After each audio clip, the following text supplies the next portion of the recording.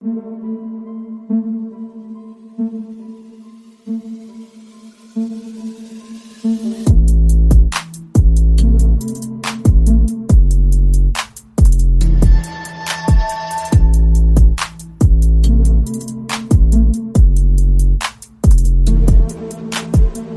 and welcome to the Šarunas Marčiūlionis episode of the Hoop Theory podcast, aka episode 127, which is in honor of him being the greatest player ever to be selected with the 127th pick in the NBA draft. Recording this one on the afternoon of Thursday, December 18th, in the year of our Lord 2025. My name is Logan Wortman, and today I am reunited with my orbicular co-host, Jacob Roth. Jacob, how does it feel to be on the Šarunas Marčiūlionis episode?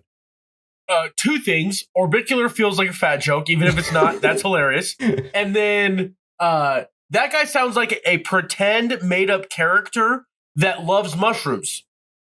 I hear that. Šarunas Marčiūlionis. Or maybe he's a breed of mushroom in himself. He's a fun guy.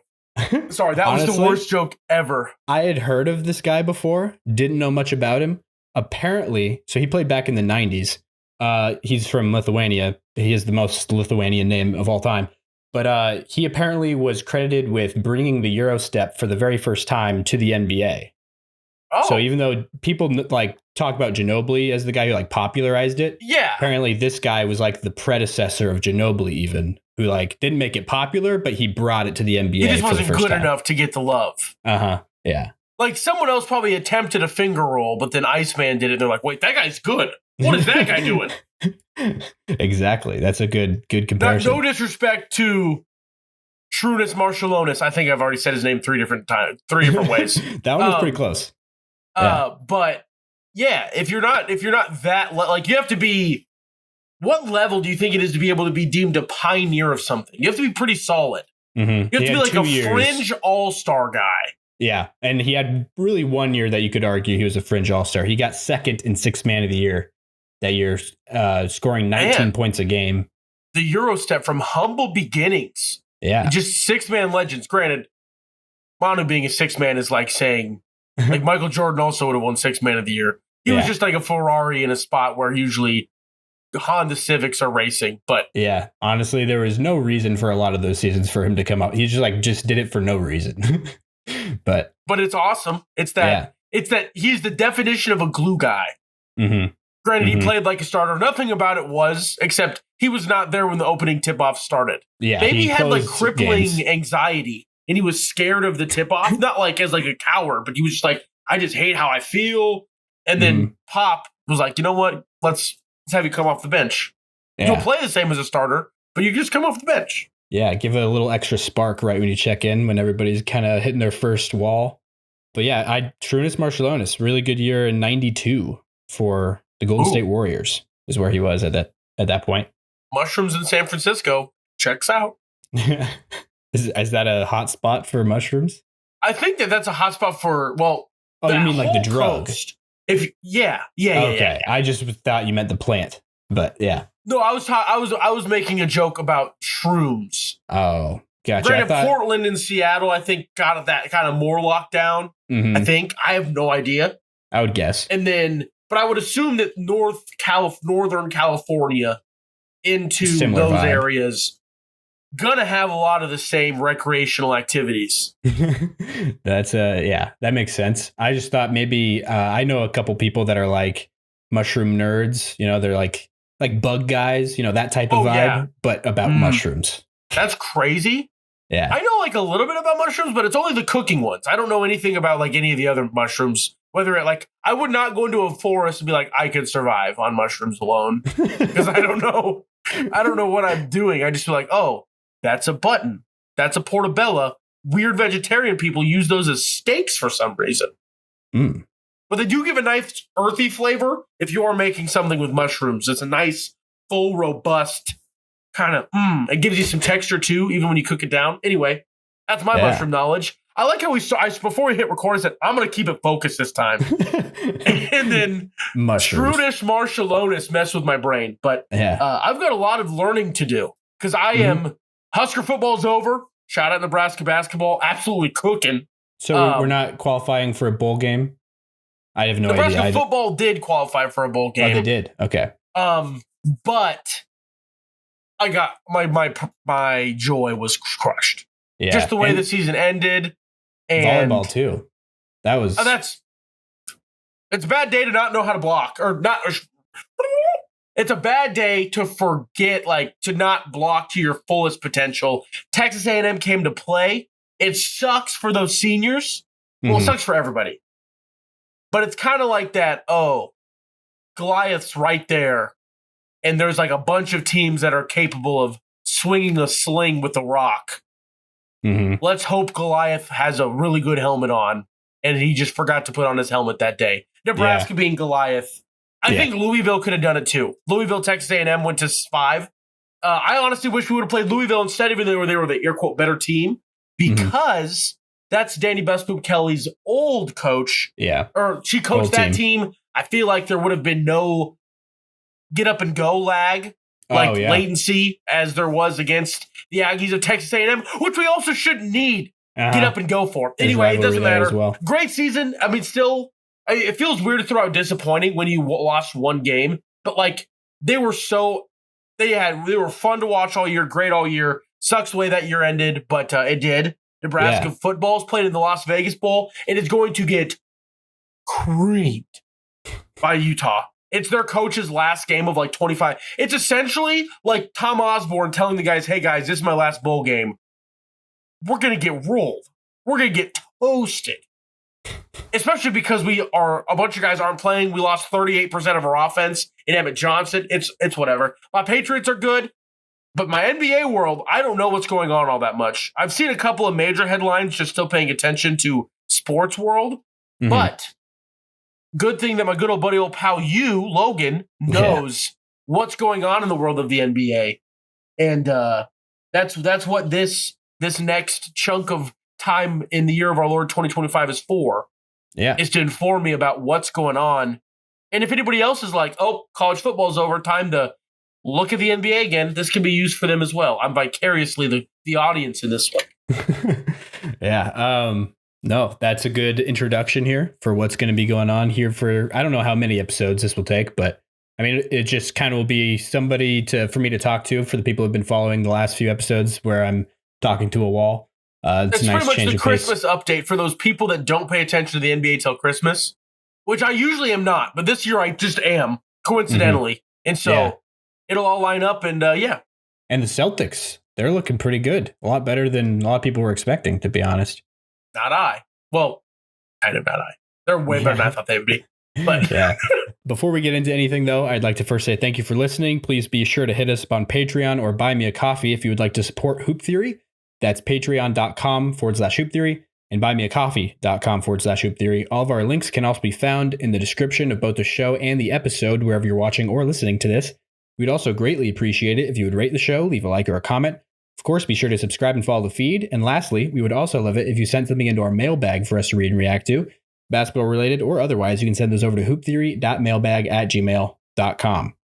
And without further ado, let's get into the first topic for today, which is something that I think was probably one of the first things you reached out to me and texted me about in your hiatus from the NBA.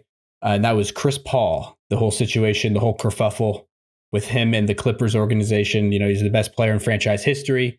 He got sent home basically in the middle of the night on a road trip in Atlanta, I think, somewhere on the East Coast. It was pretty weird. And you had thoughts. From just a sports fan perspective, why, if you're the Clippers, just let him write it out. Unless there's some heinous activity going on, in terms of he's even for a bad team, he is a detriment to us as an organization. I don't know. Just because that type of a guy is a guy, that's, to me, to a lesser degree, this is just the Bulls being Michael, you're not the same anymore. You're not locked in. It's gotta go. What? And also, the other thing is the Clippers, no one from that Clippers era where they were the Clippers are dangerous. They would always lose, but Lob City, is that what you're talking about? Yeah, Blake Griffin, pretty publicly, he's I didn't love how my time ended. It's over. It's whatever. But he's cool about it, but he's not probably not going to be a pro Clippers guy moving forward in his time in the media. Because they did him dirty and traded him to Detroit right after locking him up, and like because he had a free agency year where he looked like he had like the world to choose from. He had a bunch of offers. One of the main suitors was Denver, actually, with a very young Nikola Jokic on the team. That could have been interesting. But he apparently was persuaded by Steve Ballmer and the Clippers, or Lawrence Frank, actually, the GM, when they showed him like a video, like comparing him to Gandhi and like all these like big figures or whatever, and then had like a fake like jersey retirement ceremony in the Staples Center and everything. Like they displayed all that for him to try to tug at the heartstrings and got him to resign there. And literally the next summer they traded him after he had a bit of a down year. They traded him to the Pistons. So. Yeah, and then he had a sick career resurgence where he turned into like point forward Blake Griffin. That was a fun wrinkle. But then like DeAndre Jordan also not like, oh, I love the Clippers organization. And then the last guy that they had that like it didn't end great, but like this last year you assumed, oh, this guy will be. But no, they just said get out in the middle. That was also weird, the circumstances of it. Did he like threaten to kill someone? Like, what did he do that was so egregious that you couldn't let him finish out the road trip even? Yeah, I don't know about that part. Other than apparently that game they played, he made an adjustment. In the words of Jeff Van Gundy, he made a defensive adjustment, which from Chris Paul's side of the story, he said that he just mentioned in the huddle that Kawhi, he was defending Klay Thompson, maybe I think it was, who was going off. And Kawhi, he's not as young as he used to be. He's a great defender, but like chasing shooters around screens and stuff isn't like his specialty, especially now at his like limited mobility. And so Chris Paul just made like a comment saying like, do we want to look at maybe switching that up? Do we want to put somebody else on Klay? And apparently they made this change. Kawhi did, at least amongst the players, but somehow that was not communicated to the coaching staff. I don't know how that happens, but Jeff Van Gundy, who's the defensive coordinator, was like, he called Chris Paul after the game and was like, hey, on that last, possession or the last few minutes of the game, did you make an adjustment? Did you switch Kawhi off of Klay? And he's like, no, I just suggested it. We talked about it. But yeah, they did it or whatever. And he was like, well, you might have had that kind of leeway other places in your career, but you don't have that here. And so that's what prompted Chris Paul to tweet or put on his Instagram story the definition of the word leeway. That's when that happened. Yeah. Okay. And then I guess he got a call later that road trip in his hotel room telling him that he had been sent away from the team. Not even by like the coach or anything. It was just like telling him as if it already happened, essentially. So I think it's just Chris Paul being the guy he's been his entire career, which is very active and like, in voicing his opinion, very like assertive. But now he's on a team with not a bunch of young guys who are looking up to him. It's a bunch of like his peers that don't look up to him the same type of way. And also he's not even in the rotation at this point, or he wasn't at that point, for a team that was struggling. So it's probably like a bunch of people rolling their eyes and being like, we don't want to hear from you anymore. But I don't think that it warranted what they did, honestly. That's insane to me, because one, out of all of the NBA franchises, for Chris Paul to have leeway. Yeah, that's very true. The Los Angeles Clippers are one of 30. Yeah. They're at the top of the list of places where Chris Paul could do almost whatever he wanted. Mm-hmm. But also, what's even worse is that feels like a thing that Chris Paul would do, maybe a little bit less kind than it was. Like, he might have been a little bit more like, dude, Kawhi, like, we need to, might have said it in a little bit more snarky way, whatever. I thought when you started the story, Kawhi got pissy, because that just is also very on par for Kawhi. But then you said Van Gundy, I'm like, this is also a very Van Gundy thing to be like, hey, dang it.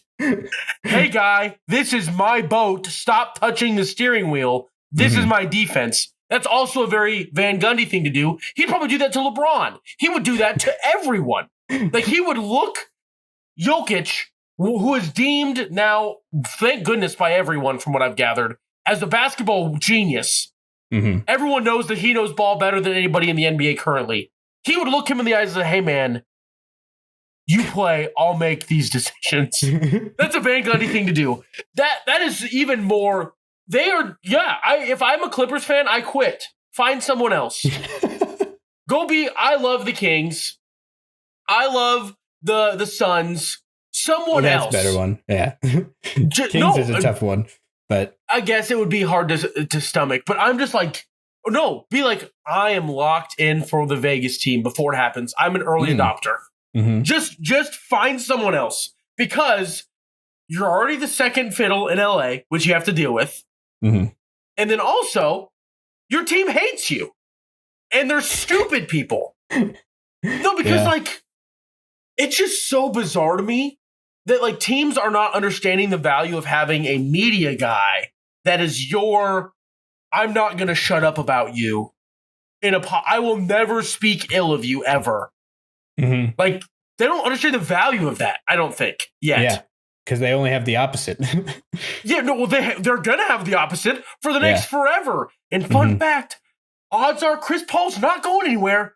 Chris Paul is either going to be on TV somewhere, or I think he's going to be a coach somewhere. And that's an even bigger issue, because then every single player that is under Chris Paul is going to hear how he was done dirty, because that's who Chris Paul is. Let's go through the secret tunnels and fist fight Rajon Rondo. Like, that's crazy. That is crazy work. Yeah, especially that it was his swan song year. Yeah, it was his, I'm going to go to all these places and I'll get a smoothie from the Smoothie King Center.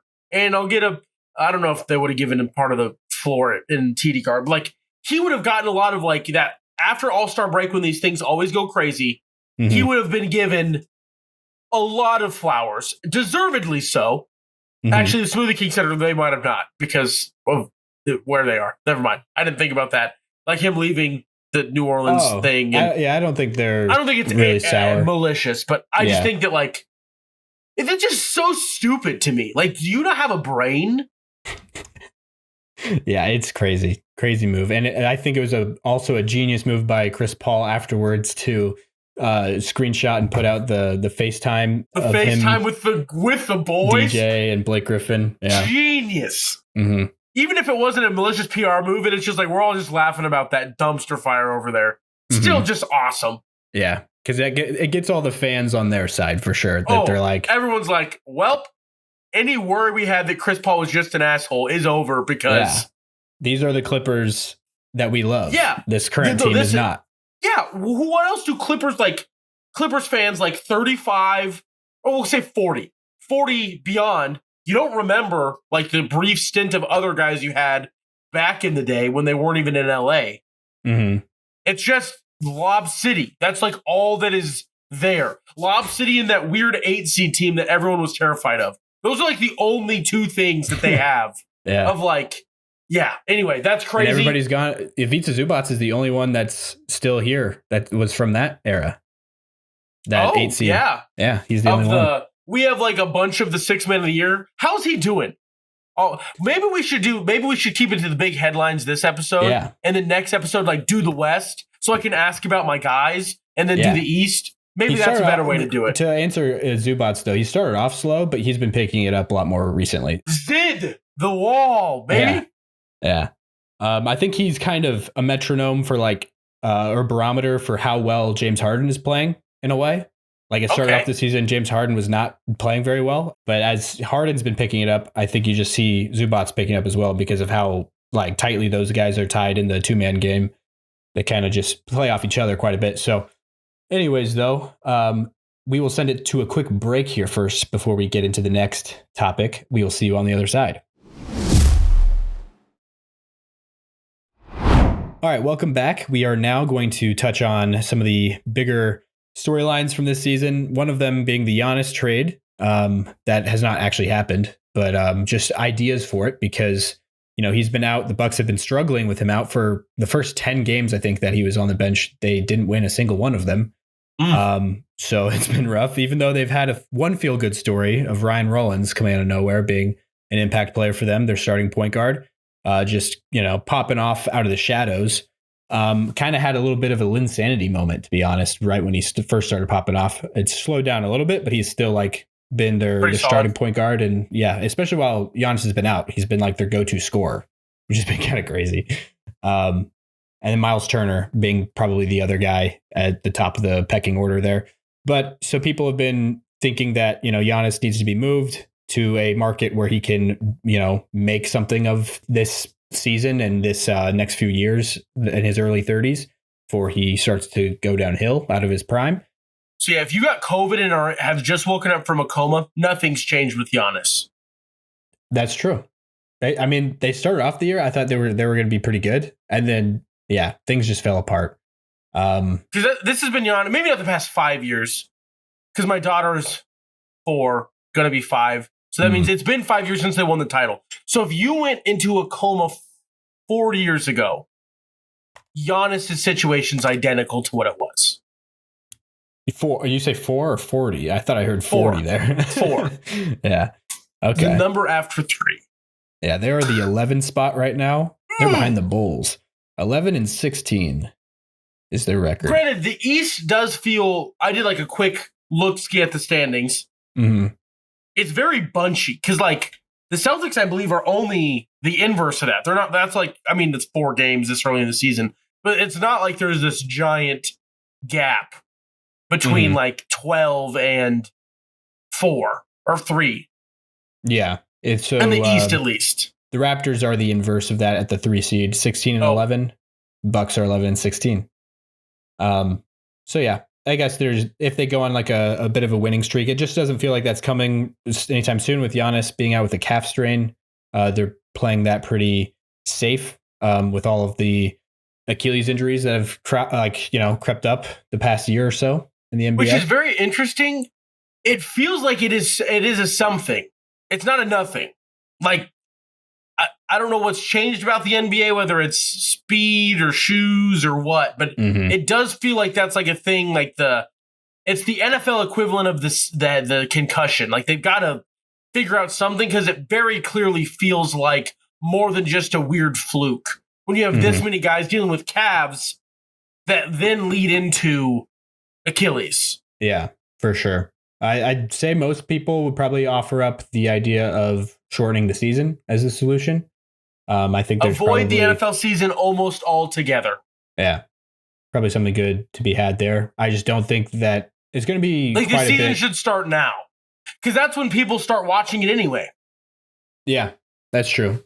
Not everyone, obviously, but the NBA Cup has added definitely a lot of ratings and stuff early on in the season, which was the goal for it. Just have it be All-Star break, NBA Cup. Yeah. The first day of All-Star break could be the NBA Cup, so those teams still get the week off. Mm-hmm. And it makes you have this fun thing immediately after the Super Bowl to catch people's attention. Yeah. Mm-hmm. No, that would be a good idea. I just think that the thinking of it, the roadblock there is all the owners hearing the words less games and they think, I get 7 less home games because there'll be 13 less games in the season. Are you kidding me? Are you that equals joking? Less money. So you think this is communism, you freaks?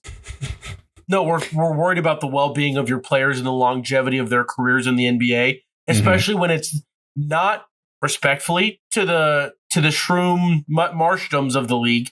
I forgot his name already. Shroom Marshton. Šarunas Marčiūlionis. Šarunas Marčiūlionis is of the league. It's not those guys that are tearing their Achilles.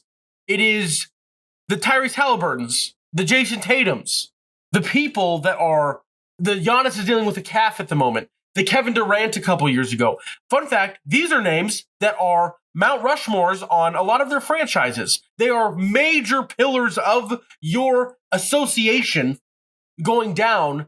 And when they're down, guess what? Less people are going to go anyway.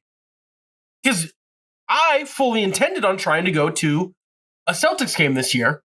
I'm not going now. If I'm going to make it to a Celtics game in Boston, I'm going to try and see my full cast and crew. I'm not going to try and see Jason Tatum wearing a suit on the sideline. I'm trying to see him wearing the jersey and playing. You don't want to see Jordan Walsh locking people up 94 feet? No, that's why I said full cast and crew. I'm not disparaging the bottom of the cast or crew. Oh, yeah. But I would like to see the full accoutrement of what Brad Steele... Man, apparently I'm sick to French words. That was crazy. What Brad Stevens has built, I would like to see it all and see Missoula ball in all its glory. Mhm. But with my luck, I'll be like, oh, I'll go next year. And then they'll be like, oh, Derek White's traded. Baylor Shireman starts now, and he only acknowledges Creighton. And I'll be like, I'm going to die. Anyway.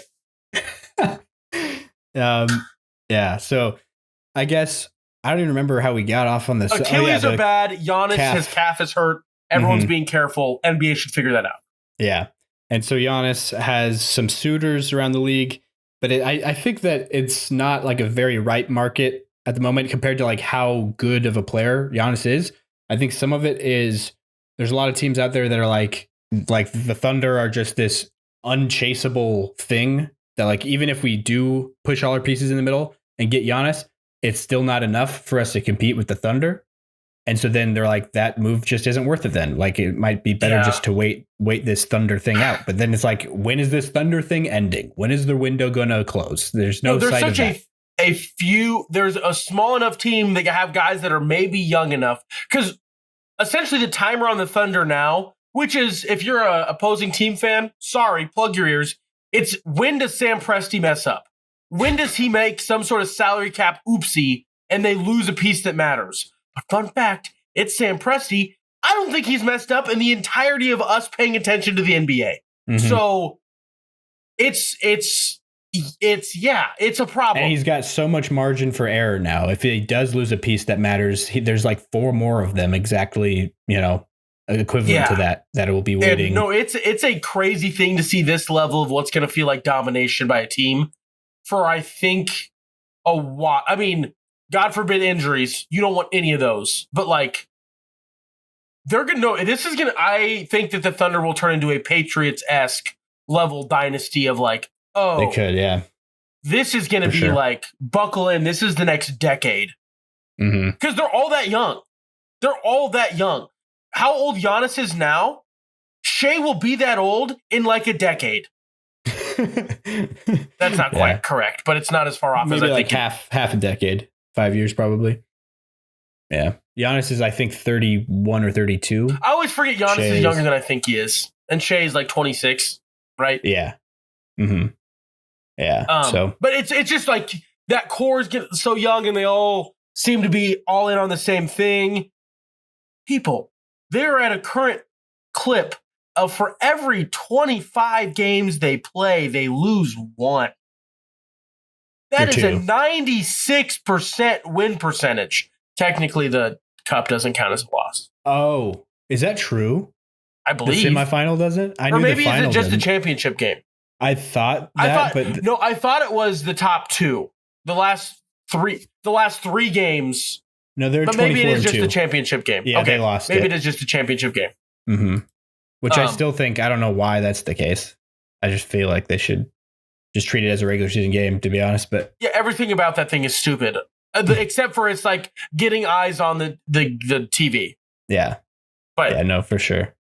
I don't know if we wanted to jump into that at all, but we can. You did a great shout out. Go back, everyone that's listening or watching, whatever way you absorb the podcast. 1, take a look at the description and check out all the things to support the podcast and Logan, as he does a excellent job doing all those things. Patreon, buy me a coffee, and all the other things. Also, go check out his video he did on the NBA courts, the cup courts. Mm-hmm. It is a quality 22 minutes. I think it's 22 minutes. It might be a different length. I think you're right, actually. I think that's right. 22 minutes of just fun to. It's entertaining to watch. Anyway, off that tangent, Thunder. Oh, Thunder are going to be a problem for forever. It's going to be a problem. But there's some teams that I think could capitalize on it still. That I don't know why there's not been like.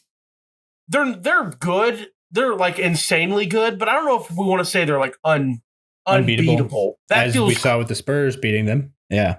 But like even in like a 7-game series, there's some teams that have the same youth that like if you get hot at the right time or you can find a matchup that works. Because like and the Spurs, I think, are a great example of like you have Wemby, anything is possible if he's healthy. Like literally anything is possible.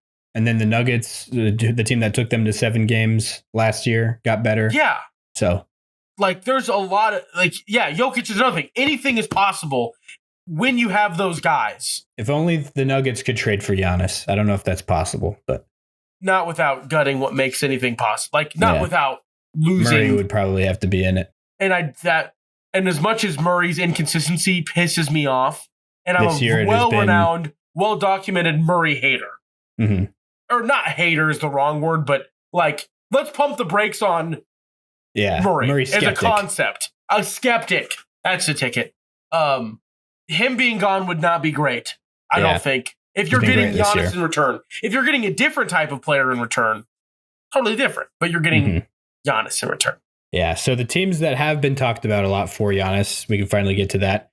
There is the New York Knicks. I think they're like the main team just because there's so many of their fans that want it to happen, to be quite honest, because in my opinion, I don't see what is in that for the Bucks at all. The Hawks, though, is one that makes a lot more sense to me, and that is another one that's been a big topic. The Cavs have been brought up a little bit as well. And then the Spurs, as you mentioned. And then the one team that I feel like nobody ever talks about, and I don't know if there's some reason that I am unaware of as to why, like rules with the cap and stuff, like the second apron stuff that I don't understand. But I feel like the Raptors would be a really good place to look at for him because of how much better they are performing than expected and how they have like way too many. Like, the one issue they do have is they're almost too deep. They have too many guys spread around. And consolidating that, getting like, a big star, that like the number one option that they desperately would like to have and need to build around. Giannis is that guy, and he has connections to Toronto. He has in the past, mainly because of Masai Ujiri, who's gone now, but still, like, maybe there's something there. So I think that would be interesting, getting maybe RJ Barrett and I guess Brandon Ingram. Probably you'd have to do either Scotty Barnes or Ingram. I'd probably prefer trading Barnes, to be honest, because I think Ingram and Giannis's skill sets collide a little bit, maybe better. But I could be persuaded to go either way there, to be honest. This is the thing, though. Like you said, they are performing above what was expected. Mm-hmm. Is that just because the chemistry's grooving and grumming, and if you mess that up, they'll be like, oh, wait, actually, they're not good. The Bucks are also in a weird nightmare scenario that is good for the rest of the NBA. Is the Bucks need to trade for things that make them not suck, because the Bucks don't have their own picks, so they can't do a fully exclusively give us down the road assets. We can be turbo butts because they don't have their own picks, so they're not. They need to be decent. And I can't. Is it the Clippers have some? The Hawks have them all. That's why the Hawks, I was going to transition, use that as a transition. That's why I think they're probably the best. Yeah. I wanted to start with the Raptors just because I feel like that's one that near the top of my list for teams, and they just never get mentioned. The Hawks are mentioned like all the time, and for good reason. And that is probably the biggest reason. Because they can just get their picks back. Exactly. And then some, because it's Giannis. Mm-hmm. Yeah, and Trae Young. It's just somebody that can still put butts in seats, I guess, to still sell tickets. So essentially, like, what would the Hawks trade look like? Because I'm not obviously this year is privy. Trae Young would be the main piece, the salary to match for Giannis. To match it. And then it would just be a bunch of picks, essentially. And maybe a young player like Zachary Risacher, people have talked about. And that's, I feel like, the most likely to get the Bucks to, put a little sweetener in there, a young player, recent first round pick, or number one overall pick, actually. But also, again, I think the Bucks are in a worse scenario. I don't know if they need to add the sweetener. Like, if Giannis is like, hey, guys, I've tried really hard. I can't. I need to be. And if they can keep that on the DL, we would love 5 first round picks and Trae Young. That'd be awesome. Yeah. And then also that also solves the double edge of that, which is a kind of like, is Trae Young, are the Hawks done with him type of thing? Because that gets quietly brought up, quickly tamped down, but also quietly brought up, like, they might be done with his shenanigans. But I get why that's the most common one. That feels like a very compelling for everyone. Like, the Hawks have a core that if you plug Giannis into it instead of Trae Young will be very good. I don't think they beat the Thunder, but they're very good. Yeah. They'd be the favorites in the East, I would guess. You would assume, except for like New York media delusion. But other than that, there's no reason they shouldn't be. Mm-hmm. But and then I think that some people even bring it to a different place with the Hawks trade, and that's where I just don't think it would work for the Hawks side of things. I don't think the Hawks would say yes to it, and that's for the star in the trade, the guy to come back for Giannis instead of Trae Young. It's Jalen Johnson. No way. There's no universe. Yeah. With the stratosphere that he has reached this season, he's clearly the best player on the Hawks, even when Trae Young is healthy. No, he did what I thought Amen Thompson would do. Yeah. The defensive guy that turned into, from the little bit I've seen, has figured out offense a lot more. Yeah. No, he's it's insane. Exciting guy. And they would be dumb to get rid of him for almost anything. Absolutely. Yeah, he's averaging almost a triple-double at the moment, like 24 points. So, but yeah, like him and Giannis aren't like the most like seamless fit together, but I think there's no reason why that wouldn't work, and that it would be really good defensive look as well for them. And then they've got Porzingis there whenever he comes back from the Latvian disease. Apparently he's gone for that again, to go get checked up or looked at by some more professional help, I guess, than he's had before. I don't know what that means exactly, but also, some specialists. I've not heard this rumor yet. I'm going to call baloney. Boston would have sent him to God if that was an option. They would have sent him to the utmost expert on any disease ever. Yeah. So to be like, we're going to spend the dime and get him to an expert. Because he was fine. He was fine for a while. He played in the Euro Cup. He played at the beginning of this season, and then all of a sudden it's back, I guess. So I don't know what it is, but he does not look like himself ever when he is ill. Yeah, so it's definitely something, but it's weird how in this day and age we just can't know what that is. Like the leading experts have no idea. But I hope it's not something like detrimental to outside of basketball life. Yeah. Like I hope it's just like, I can't sprint around for 35 minutes a game at the highest level of athleticism. And it doesn't impact like him on like a regular just day to day, because that would suck. Just to have some sort of weird incurable common cold. Ugh, that would stink. Yeah, that would. I believe it is respiratory. That's what it is, isn't it? I believe so. Wow. But I guess there might be more to talk about with the Hawks. I'm not sure, but we could still go into some other teams for Giannis here after this quick break. We will see you on the other side.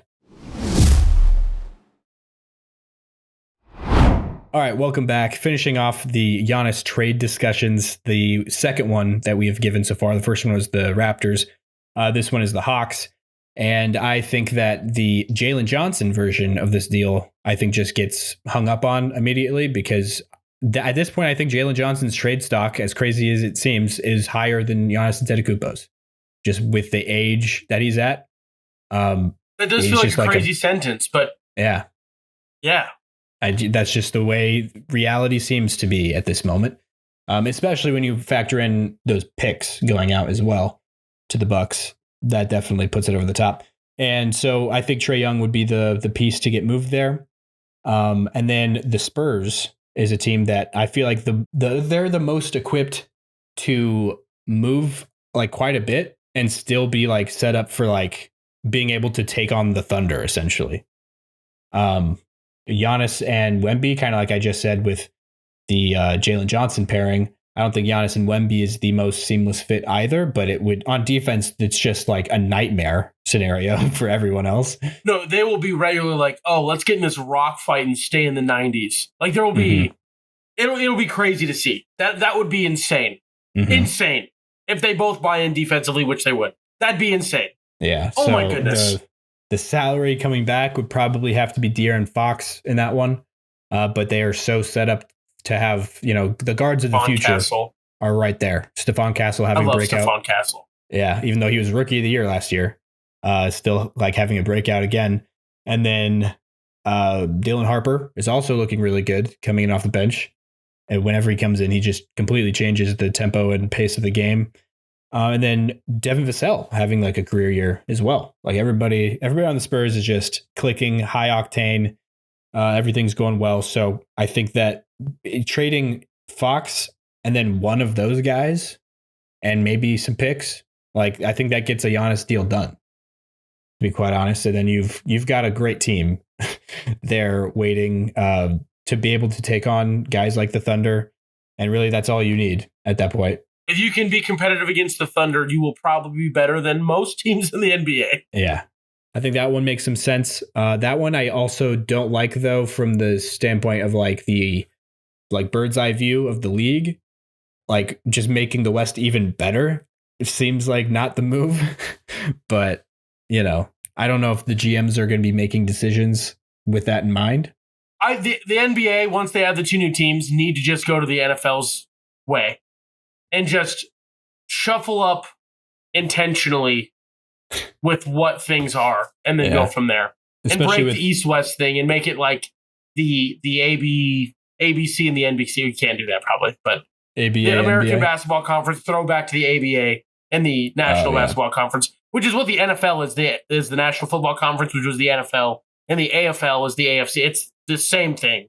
Yeah. Roughly. Some teams have been flipped and are on the other side of it, but just do something like that. You can break up the regions. You can keep some of the rivalry things close, but just get rid of the East-West thing and then try to make it like intentional in terms of like some franchises just aren't good regularly. Yeah. And be strategic with that. I should bring you on for one of my realignment videos that I've been doing.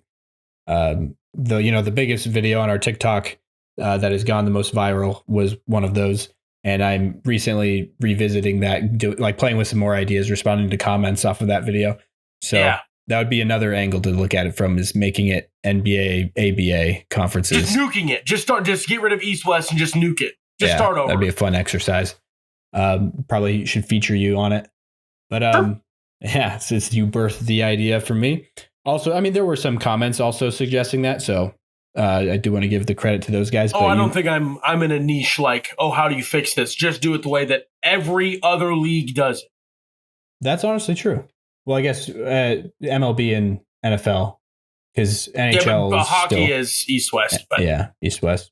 Anyways, the Spurs, that's why I didn't love that idea, but it's something that would definitely make sense. The Knicks, we can finally touch on the reasons why I don't think it's realistic, but as far as from the Knicks perspective, the way you can do it is it's got to be either Mikal Bridges and Towns, or OG and Towns probably would be the 2 options you have there.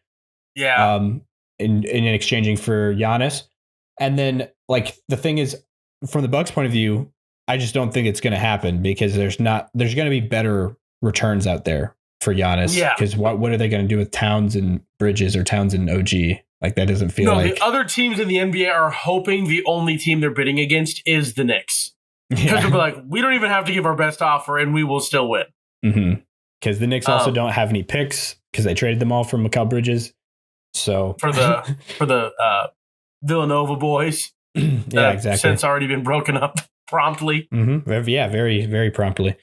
So I think that's no-go already. But even when you look at it from just a pipe dream perspective for the Knicks, I don't even think it's that great, because trading Towns, you're giving away so much spacing, and plugging Giannis in there, it's just not the most perfect of fits. It would make a lot more sense basketball-wise to have the big going out being Mitchell Robinson, but then that doesn't work money-wise. Or value-wise. They're no, I'm not. Yeah. We don't want to do that. Uh-huh. So I just don't really see that one happening, even though that is at the top of the list, according to rumors, at least, and what Giannis has leaked out to the public. That is his preferred destination, is the Garden, Madison Square Garden. But even though I think the Bucks will try their hardest to do right by Giannis. Make him happy. Yeah, I don't think they'd do that. Also, if they're trading him to any of these teams, they're not doing him dirty. It's not like they're sending him to the Wizards to be like, hey, we really, really like Koulibaly or something. I don't know. They're not going to be doing him dirty with any of the teams we've said. Maybe the Raptors, but not really. Yeah, I feel like they'd be competitive for sure. Every team would be fine and content with. They would not be bad. They're not sending him to the Nether Realm. Mm-hmm. He's not going to the Pacers. Granted, the Pacers are only bad this year. Yeah, it would be a gap year, but then they would be really good. That would be crazy. Yeah, because essentially it would be like, oh, we turn Miles Turner into Giannis. Yeah. That'd be pretty good. Uh-huh. But they wouldn't do that. That's an in-division rival, like an actual rival. Yeah, and I don't know also, if they have enough stuff to make it really, really good. Money-wise, I don't know who would have to... You would have to have Siakam probably be the guy. Or... Which I'm a Spicy P lover till I die. I don't think I could do that. Yeah, that'd be tough. I don't know who else could make the money work. It would probably have to be one of those two guys. Halliburton, there is teams Siakam. that they could do him dirty by, and it's none of the teams that we've said legitimately are part of rumors or could make the trade. So, yeah, no, for sure. The Pistons, I'm just thinking of now because of all of the places they're rumored to make moves, but I don't think they can trade for Giannis. I don't even think that's possible. Because they have a lot of guys that aren't that expensive, but they will be. Like, that's going to be the issue is guys will start to be expensive. Because is this the first year of Cunningham's deal? So is he big expensive this year or is it next year? I'm not sure when, because he's the 2021 draft or 2022. Yeah. 2021. He's the 2021 draft. Feels right. Yeah, so this would be, I think it's year 5 for him, I want to say. So yeah, it would be his the first year. So that is correct. And then I think that Tobias Harris is like the guy that everybody's putting in to trades for Detroit as the money going somewhere. Oh, okay. Yeah. I was like, I don't think the Bucks want the cerebral assassin of Tobias Harris. Yeah. Or the scoring assassin. Cerebral assassin's Triple H. But Triple H. Oh, the WWE. Okay. I was trying to think of a player in the NBA. Not a big WWE guy. That one was just in the recesses of my brain. I don't know. I don't know why that came out. Anyway, assassin. Interesting. I think that was his nickname. Other than his name is Triple H. So I feel like that's already a nickname. Yeah. But yeah. But the big one for that one, though, for the Pistons is trading Tobias Harris and stuff for Lauri Markkanen is the big one that people have proposed. And then basically copy and paste that same deal for a bunch of other 3-point shooting wings throughout the NBA. Guys. So like MPJ is another option that people throw out there. So it would be less. It'd be less like extra stuff, toppings. It'd be closer to straight up. Yeah. Yeah. Another guy, Trey Murphy the third. So there's been a lot of things that people have thrown out there for the Pistons. I think that it's fine for them to stand pat because it's like as currently constructed, they are a contender to win the East. To be quite honest. And Tobias Harris, from all reports around the team, it sounds like he's been like one of the biggest like glue culture guys in the locker room. He's helped. He has been. That's also back to the Thunder, and we don't need to talk about the Thunder all the time because that's what everybody does. Oh my goodness. How do they have a bunch of young guys that just hung out with Al Horford and Chris Paul for 45 minutes and now are all like, yes, this is the way. And they're like this cohesive. Is Dagnall that good? Is that what it is? I think also Sam Presti is really intentional about interviewing guys before the draft process of like getting to know them as guys. So it's an organization-wide, we are going to be on one track. We don't need the glue guy in the locker room because we are all glue type of thing. We are one mass. They're the closest. What do they call those things? A hive mind. We're the closest thing to a hive mind the NBA has ever seen. Yeah. A lot of organizational, I invented a word there, organizational alignment. Yes, which is buzzword. I feel like it's great for the city of Oklahoma City. Yeah. That feels like a stupid way to say it. That's still not wrong, but that feels stupid. Yeah. Great for the city of New York City. But I have heard before that Sam Presti, especially compared to a lot of GMs in the league, has a very different way of like getting to know the players before the draft. Like when I interviewed, shout out to an interview that I've done in the past on this podcast with Isaiah Roby. He said before he got drafted to Dallas in the pre-draft process, the Thunder were a team that was very interested in taking him. And he had like several meetings with Sam Presti at like just like a cafe. Like they go out. We're just hanging out. Yeah, have salad at a cafe basically and talk about like. He said like not even much about basketball. It's like a bunch about life and like and who you are as a human. Yeah, exactly. Hey, rest of the NBA GMs, maybe take notes. Sam Presti seems to be figuring something out. Yeah. So maybe, who knows? I don't know if you've heard this. Nikola Topic, the guy that was their first round or their lottery pick last year. He's not playing at all this year and is out for the season because he has testicular cancer. Dang. Yeah. I thought that was kind of wild when that first dropped. So that's why he's been away from the team. If they get it quick and early, Mm-hmm. I mean, you lose a nut. Yeah. But it is if they can catch it before it spreads, it's a thing where you just cut the nut off or both of them off and then adjust from there. But that still sucks. Yeah. I think he's obviously that sucks. He's either still 20 or just turned 21, like very recently. This is very young to deal with something like that. It's insane. Dang. But he's still under contract and will be coming to the NBA at some point. He still hasn't played his first game yet because he missed his entire rookie season with an ACL tear. And now he has this season. But in Summer League, he was looking interesting. So will he win Rookie of the Year if he plays in 3 years? Is that how that works still? Technically, he would still be eligible for Rookie of the Year. That's so stupid. Yeah. Anyway. That is interesting to think about that. I don't know if that's ever happened for a player to miss his first 2 seasons and then win Rookie of the Year. Because I think Embiid just missed his first year, I want to say. And, he didn't even win Rookie of the Year. Malcolm Brogdon did. Ben Simmons did. Yeah, he did a different year. But that's the last time I've been on team Mitchell. Embiid? No. Mitchell. When I was like, he should win it. Yeah. He should win it. Uh-huh. And our Sixers fan buddy was like, no, there's no way. Yeah, that was a heated rivalry there. Them going back and forth in that Rookie of the Year race. I feel like we talked about that a weird amount on this podcast. Because it's also because of our niche circle of NBA people. Like, we don't have an actual Lakers person. Mm-hmm. So there's like Lakers things that we just don't talk about ever. Other than I feel like we both are like JJ Redick is very good at what he does. Yeah. I think JJ Redick would cut LeBron if he had the opportunity. Okay, I didn't see this. My buddy sent me the clip of it. LeBron just talking to the bench. Oh, I don't know what this Suns. is about. So that one. Yeah. That. Okay. I have seen that. I thought you were talking about the Lakers bench for a second. No, he was just talking to the Suns bench, and JJ Redick's like, dude, what are you doing? Yeah, because there's a play. He's supposed to come up into the action for a play, is apparently what was supposed to be happening. And he was just not paying attention. And then JJ Redick had to burn a timeout. Also, I'm just like, this has to be his last year. The way that it's all materializing, I thought we know ahead of the season, but this is going so poorly. I feel like we're going to get an announcement.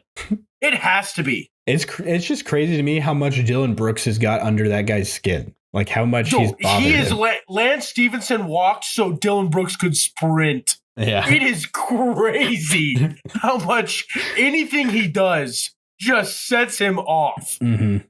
I don't know if that's who he was talking to on the bench, but it would make sense if he must have been involved in that in some way, No, he had to have. Yeah. And also a known Dillon Brooks borderline hater here. That guy has got something figured out because he pisses off a lot of people. And he's having his teammates love his career. Yeah. Yeah. And he's like, look, he's honestly, and we'll talk about this because I would like to do like a West and an East breakdown. Okay. The Suns are like super turbo not ass like we thought they were going to be. So not like I thought that I locked their over. Oh, you were okay. I thought I locked in turbo ass. I'm pretty sure. I might not have locked, but I went over on them for sure. Yeah, that's a thing that I would love to be able to dive into on the pod at some point. But man, there's all sorts of things going on. But yeah, we have talked about Sixers and Ben Simmons related goop a lot because of the association with our teams and such. Mm-hmm. No, for sure. But yeah, Dillon Brooks has been the one of the most accurate or efficient pull-up mid-range jump shooters this season in the NBA. He just absorbed the soul of DeMar DeRozan. Just give it now. Uh-huh. The Suns have been very interesting. But anyways, that is a topic for another day. I think where we could finish today's episode is going over maybe just one of the most improved players, seeing as we don't have a lot of time left. And there's one guy that I kind of wanted to dive into more than the others. And we will get to that after another quick break here. We'll see you on the other side.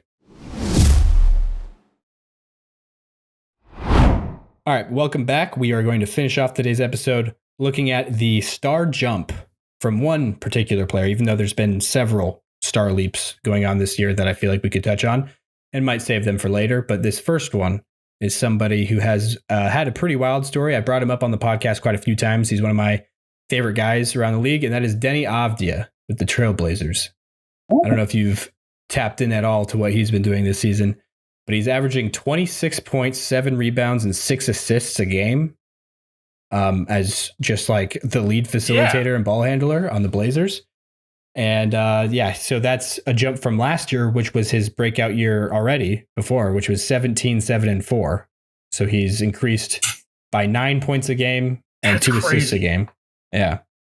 And he's also almost doubled his free throw rate. He's taking almost 10 free throws a game this year, which is a big thing there. Just being a lot more, being a lot more aggressive, driving to the rim, I think he's also one of the guys that's mastered the thing that I don't even think should be legal, but it is. So that's the way it is. The NBA, the off arm, like the offense being allowed to just like nudge off the defender with their off arm and like create space that way. Like Shea is like, that's one of his biggest moves.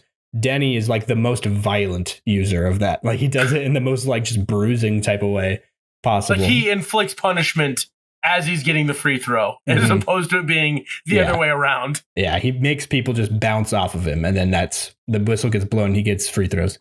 So I think if they cut that off, that would make it harder for him. He'll drop back to the 17 points a game type of guy. Yeah, which is still a huge feat, by the way.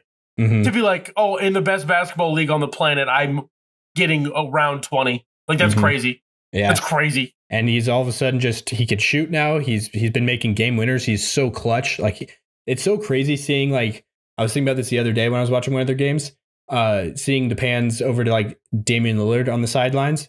Like just thinking about what it feels like from his perspective, like that he's re-signed back with the Blazers, he's like, I'm coming back home. And it's like watching this guy now, it's like, this is his team. Like I'm going to be coming back and this is going to be Denny's team.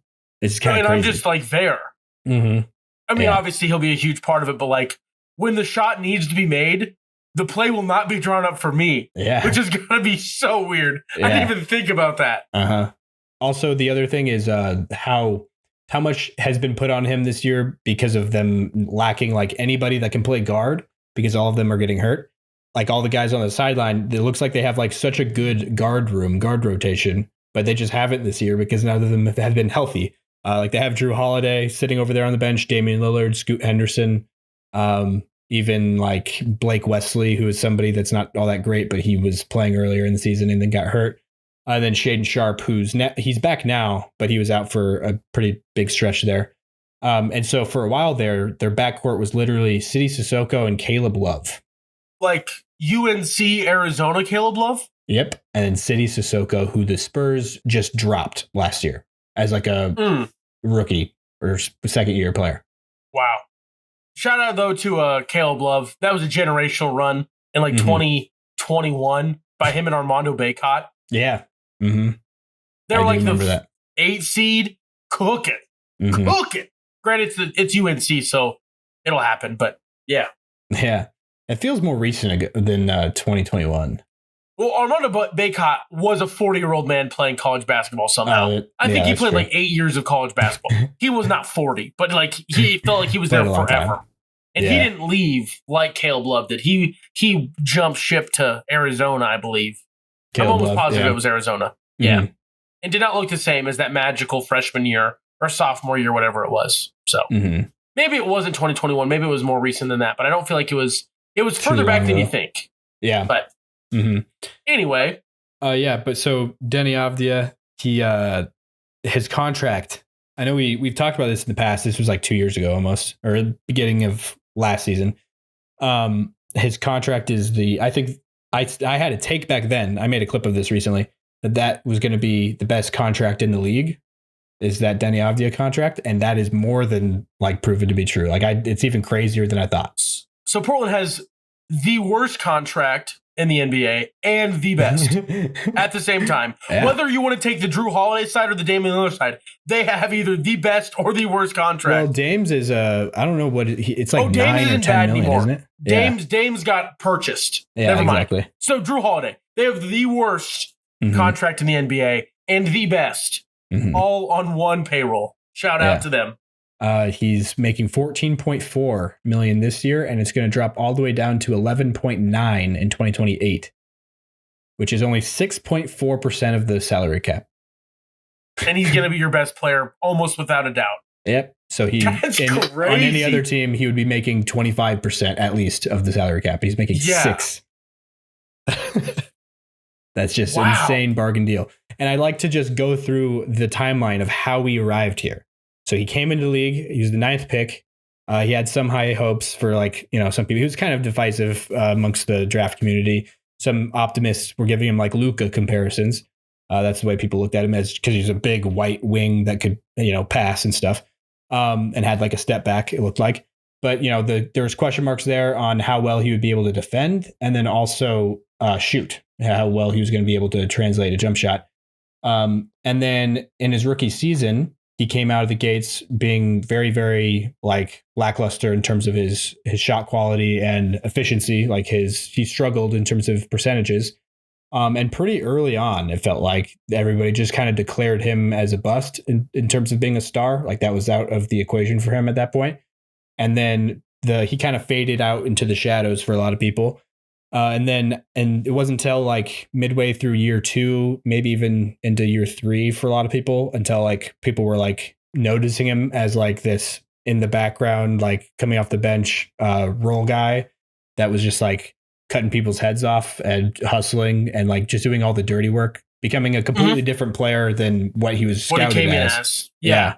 People were talking about him as a guy that he just has this super high motor and flying around, defending, rebounding, all that kind of stuff. And then on offense, he's a guy that can make good decisions when the ball gets swung to him. He's a good cutter, has a good feel to pass when he needs to and stuff. So he wasn't a negative there, even though he still really wasn't a great shooter at that point.